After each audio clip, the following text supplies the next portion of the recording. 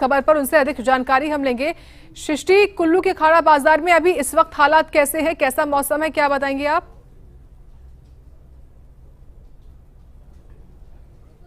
अगर बात करें तो क्योंकि आज सुबह भी अखाड़ा बाजार में भूस्खलन हुआ है, जिसकी चपेट में 3 घर आ गए हैं। हालांकि क्योंकि कुछ लोग का जो रेस्क्यू है वो सुबह ही कर लिया गया था, जिसमें से कि 2 महिलाएं थी जो अभी सुरक्षित है, जिन्हें घर वापस भेज दिया गया है। लेकिन एक व्यक्ति की हालत कुछ गंभीर है, जिसे जो एम्स बिलासपुर है वहाँ रेफर कर दिया गया है। इसके अलावा 6 अन्य लोग जो है अभी भी मलबे में दबे हुए हैं, जिसमें एक महिला है जो कि स्थानीय निवासी है, जिनका वो मकान था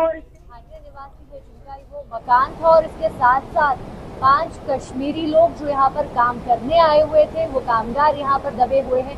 ऐसे में लगातार सुबह से ही एनडीआरएफ की टीम के द्वारा, स्थानीय प्रशासन, पुलिस कर्मियों के द्वारा जो है यहाँ पर रेस्क्यू ऑपरेशन चलाया गया है। और क्योंकि मैन्युअली पहले इस रेस्क्यू ऑपरेशन को किया जा रहा था, लेकिन बार बार जो बारिश हो रही थी उससे लैंडस्लाइड यहाँ पर खतरा बढ़ गया था और ऐसे में ये रेस्क्यू ऑपरेशन थोड़ा मुश्किल हो गया था। ऐसे में अब यहाँ पर जो है 2 जेसीबी मशीन को लगाया गया है और मलबा हटाने का भी काम भी किया जा रहा है।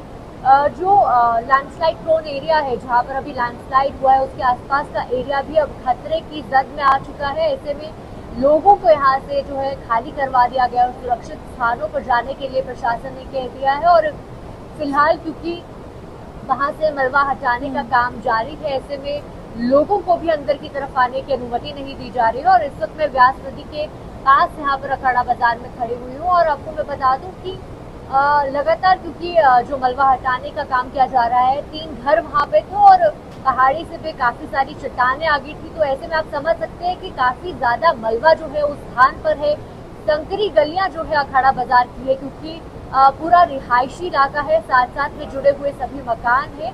तो यहाँ पर जो रेस्क्यू ऑपरेशन करना है, ये एक बड़ी चुनौती एनडीआरएफ के लिए भी बनी हुई है। इसके साथ साथ क्योंकि अन्य विभागों के जो कर्मी है वो भी यहाँ पर सुबह से ही ग्राउंड पर जुटे हुए हैं। लेकिन देखना अब ये होगा कि किस तरीके से प्रशासन को इस पूरे मामले में अब जो है यहाँ पर सफलता मिलती है, क्योंकि अभी जो है सिर्फ एक रास्ता जो मलबा जहाँ गिरा है उस घर की तरफ को बनाया गया है, लेकिन एक पूरे तरीके से मलबा हटाने का जो काम है वो नहीं हो पाया है। वो मतलब अभी जारी है, लेकिन जिस एरिया में लोग दबे हुए हैं वहां से मलबा अभी नहीं हटाया गया है और ऐसे में थोड़ा समय उन्हें अभी लग सकता है, क्योंकि बारिश एक बड़ी बाधा यहाँ पर बनी हुई है।